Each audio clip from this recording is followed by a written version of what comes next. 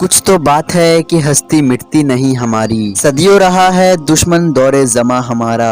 दोस्तों, वतन अजीज हिंदुस्तान को आजाद कराने में हिंदू, मुस्लिम, सिख, ईसाई सभी ने अपनी कुर्बानियां दी है और तकरीबन 200 सालों के बाद हमारे भारत देश को अंग्रेजों से आजादी मिली। और अगर बात करें भारत की आजादी में मुसलमानों के योगदान के बारे में, तो दोस्तों आपको बता दे कि आजादी के लिए मुसलमानों ने अपना तन, मन, धन सब कुछ लुटा दिया था और लाखों मुसलमानों ने अपनी कुर्बानियां देकर अपने प्यारे वतन को आजाद कराया था। लेकिन दोस्तों, हैरानी की बात तो यह है कि सालों से मुसलमानों की इन अजीम कुर्बानियों को नजरअंदाज किया जा रहा है। और यही नहीं बल्कि मुसलमानों के इतिहास को मिटाने के लिए सियासी पार्टी और मीडिया भी एक अहम रोल अदा कर रही है। और आज हालात ये हैं कि मुसलमानों से ही देशभक्ति के सवाल किए जा रहे हैं। तारीखी आजादी से लाखों मुसलमानों के नाम हटा दिए गए हैं और हमें याद कराए गए हैं तो गिने चुने दो चार हैं, जिसमें से मौलाना अबुल कलाम आजाद और अशफाक उल्लाह खान का नाम खास तौर पर लिया जाता है। आज हम देश के लिए कुर्बान होने वाले लोगों में से कुछ ही लोगों को जानते हैं, लेकिन तारीख आजादी पर रिसर्च करने के बाद हमें मालूम होता है कि आजादी के लिए जिद्दोजहद करने वाले मुसलमानों की एक लंबी लिस्ट मौजूद है। दोस्तों, 1857 की लड़ाई में हिंदू और मुसलमानों ने मिलकर आजादी की लड़ाई लड़ी थी और इस लड़ाई में 1 लाख से ज्यादा मुसलमान अपने वतन के लिए लड़ते हुए शहीद हुए थे। कानपुर से फर्रुखाबाद और दिल्ली के चांदनी चौक से खैबर तक जितने भी पेड़ थे, सभी पेड़ों पर मुस्लिम उलमाओं को फांसी पर लटका दिया गया था।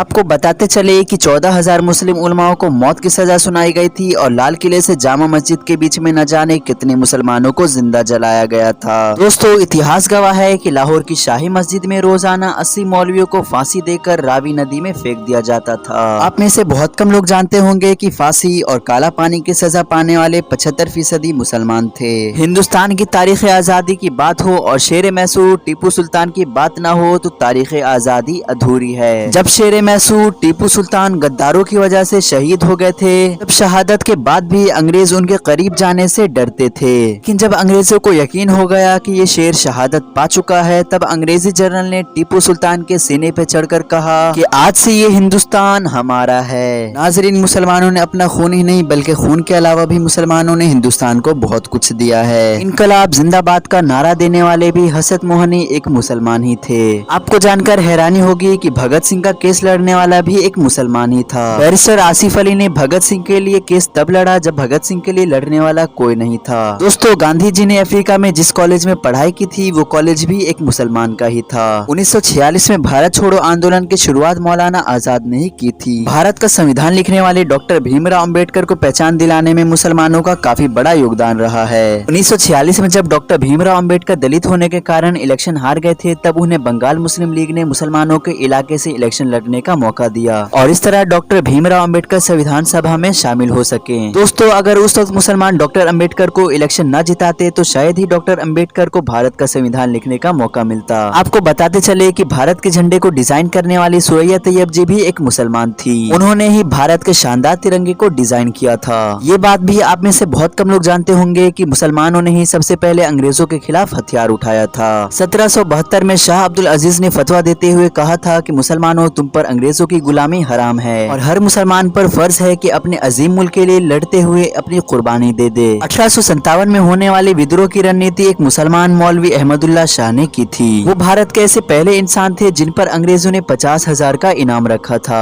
ये रकम इतनी बड़ी थी कि पैसों के लालच में आकर राजा जगन्नाथ ने अंग्रेजों से मौलवी अहमदुल्ला शाह की जासूसी कर दी। इसके बाद अंग्रेजों ने उन्हें शहीद करवा दिया। दोस्तों, देश में मौजूद मस्जिदों को आजादी के लिए किलों की तरह इस्तेमाल किया जाता था। देश की आजादी के लिए मस्जिदों में सुबह शाम ऐलान हुआ करते थे। भारत की आजादी के वक्त कोई भी मस्जिद या मोहल्ला ऐसा न था जहां मुसलमानों का खून न लगा हुआ हो। दोस्तों, सच्चाई तो यही है कि मुसलमानों के बगैर भारत देश की आजादी नामुमकिन थी। इस मुल्क के खातिर लाखों मुसलमानों ने अजीम कुर्बानियां दी है जिसको आज भुला दिया गया है। दोस्तों, इस वीडियो को हम यहीं पर खत्म करते हैं। आपसे एक रिक्वेस्ट है कि इस वीडियो को इतना शेयर करें कि सभी को पता चल जाए कि सभी का खून है शामिल इसकी मिट्टी में, किसी के बाप का हिंदुस्तान थोड़ी है। फिलहाल आज की वीडियो को हम यहीं पर एंड करते हैं। ऐसे ही नॉलेजेबल और इन्फॉर्मेटिव वीडियोस के लिए हमारे वीडियो को लाइक करें और शेयर करें और साथ ही के साथ बेल के आइकन को प्रेस करके चैनल को भी सब्सक्राइब कर दें। मिलते हैं नेक्स्ट वीडियो में। जय हिंद, जय भारत।